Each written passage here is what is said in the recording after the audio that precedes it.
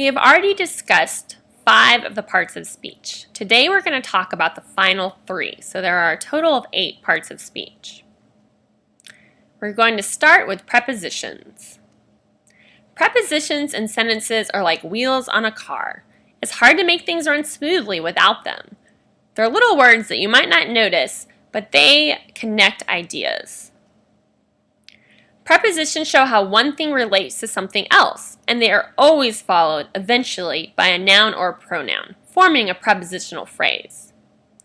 You might say a pencil is on a desk, or in the desk, or by the desk, or under the desk. On, in, by, under, all of those are prepositions. Notice how each one is forming its own prepositional phrase. On the desk is a prepositional phrase. Desk is the noun in that prepositional phrase. In the desk, by the desk, under the desk. All of these prepositions are basically words that are showing relationship. They're showing how the pencil relates to the desk. Imagine now that you're discussing ships around the Imperial Death Star. If you're not familiar with the Imperial Death Star, I would suggest that at some point you watch the movie Star Wars. I have ships. I can talk about where they are in relation to the Death Star, and all of those words are probably going to be prepositions. I can say that the ship is over the Death Star. I can say it's through it or around it. I can say it's under it or by it, beside it. All of those types of words are all prepositions. Often prepositions relate one idea to another. You might write to your mother, "I'm staying in Phoenix for the weekend," which means that you will be spending time in Phoenix and not with your mom.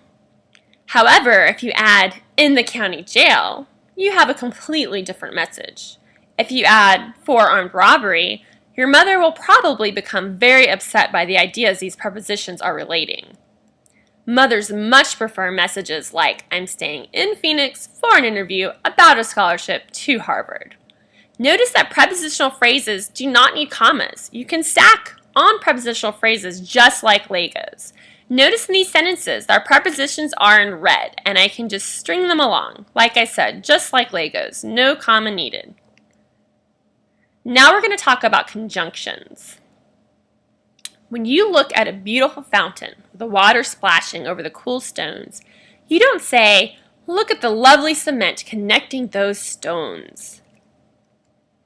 Nobody notices the cement, not even the people who put it there, but everyone sees the pattern of the stones with their unique shapes and colors. So it is with conjunctions. They're the cement between words.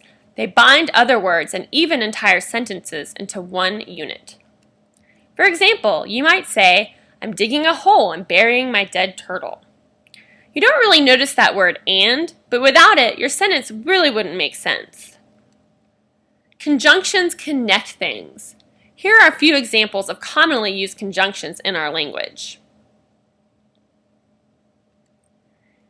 Now there are 7 coordinating conjunctions. Notice I'm kind of getting more specific here. So we've got the big category conjunctions, and I want you to be able to distinguish between more than one type of conjunction. So I've got 7 coordinating conjunctions. Sometimes these require a comma, but only when they are used to connect 2 independent clauses. We'll be talking a lot more about that later. In the meantime, I want you to memorize these 7 conjunctions. An acronym to help you remember them is FANBOYS.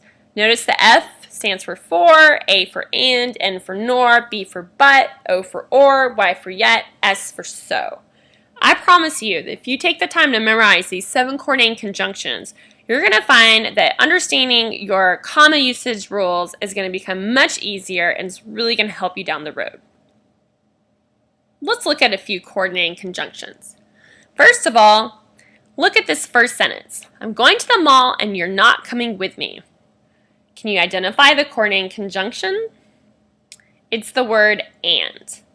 Now I'm going to ask myself, okay, I see that coordinating conjunction, and is it connecting 2 independent clauses? I'm going to the mall. You're not coming with me. And I find that it is. If I have a coordinating conjunction and it's connecting 2 sentences, I'm going to need a comma. See why you need to memorize them? Smile when you ask for permission or she will be furious. I've got a coordinating conjunction over here with this or. That word for could also perhaps catch your attention because it is a coordinating conjunction, but in this situation, it is acting as a preposition. So in this case, I do have two independent clauses. Smile when you ask for permission, she'll be furious. So I need a comma. Everyone but Janet walked the plank with grace and with style. Actually, I have a couple coordinating conjunctions here. I've got the word but, I've got the word and. Then I need to pay attention to what they're doing in the sentence.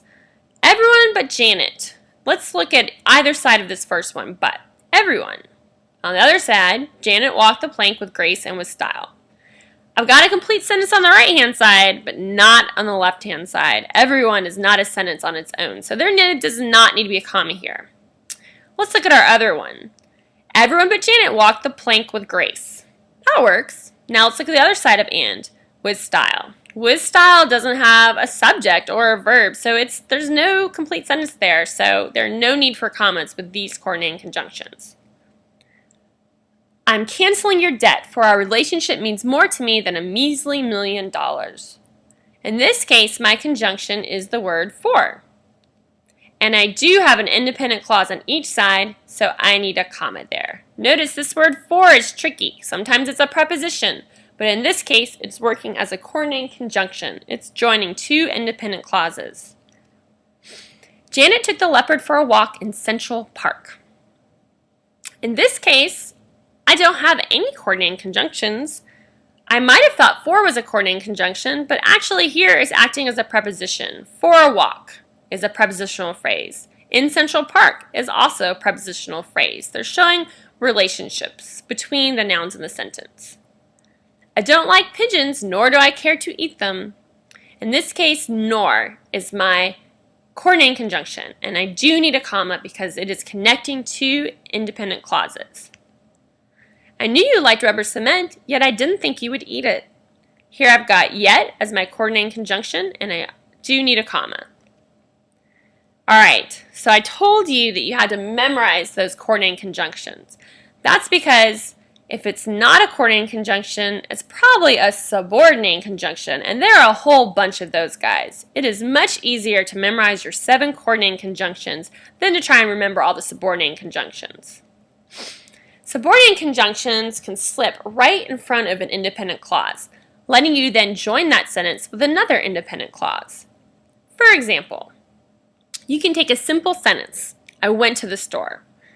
If you put a subordinating conjunction in front of it, all of a sudden you have an incomplete thought, and you need an independent clause to finish out the thought. Since I went to the store, I can't just leave that alone. I need a comma and an independent clause to finish it out. Since I went to the store, I have food.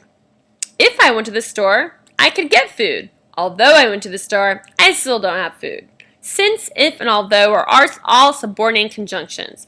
You slip them right in front of an independent clause, and all of a sudden, you can throw a comma and an independent clause on the end. You could also put subordinating conjunctions in the middle of 2 independent clauses. No comma needed. Sherry loves aardvarks, although she has never owned one. Mike eats mangoes while he swings on the tire swing. Evelyn hates winter because she's afraid of the snow. Although, while, because, they're all subordinating conjunctions, and they are strong enough to stand on their own, unlike coordinating conjunctions. Another reason to memorize those 7 coordinating conjunctions, they're the guys who would take commas in this situation. If you can realize, you can use process of elimination, know you're not looking at a coordinating conjunction, and you'll know that you don't need a comma here. Notice also that I could flip these sentences. For the first one, for example, I could start my sentence here with although and say, although she has never owned one, Sherry loves aardvarks. While he swings on the tire swing, Mikey eats mangoes. Because she's afraid of the snow, Evelyn hates winter. So just notice how these work. These subordinating conjunctions basically turn an independent clause into a dependent clause. And then they got to be joined up with another independent clause. We'll be talking a lot more about that later. But I just want you right now to really be able to distinguish the difference between a coordinating conjunction and a subordinating conjunction. Now let's talk about interjections. They are words or short phrases that show strong emotion or surprise in a sentence. They act like crashing cymbals. Bang! The reader is suddenly alert. For example, "Hey, don't kill flies with my new shoes." "Yikes, that's a long way down." "Yes, I am glad to see you." "Well, I've never been so insulted in my life." Notice that there's kind of a difference here. Something like "hey" or "yikes" is definitely more exclamatory, whereas something like "yes" or "well" is an interjection, but perhaps it's not creating a ton of emotion. Notice that the interjections can stand on their own if they do signify lots of emotion. "Hey!" Exclamation point. "Come back here." Or they can be set off with a comma. "Yes, I'd love some soup." There's really no reason to say, "Yes, I love some soup," most likely. So it really only requires a comma. Basically, interjections are just a little bit of extra something that comes generally at the beginning of a sentence. Overall, we have 8 parts of speech. So we've spent time now discussing nouns, pronouns, adjectives, verbs, adverbs, prepositions, conjunctions, and interjections. And we will be definitely talking about these in the very near future and getting lots of practice.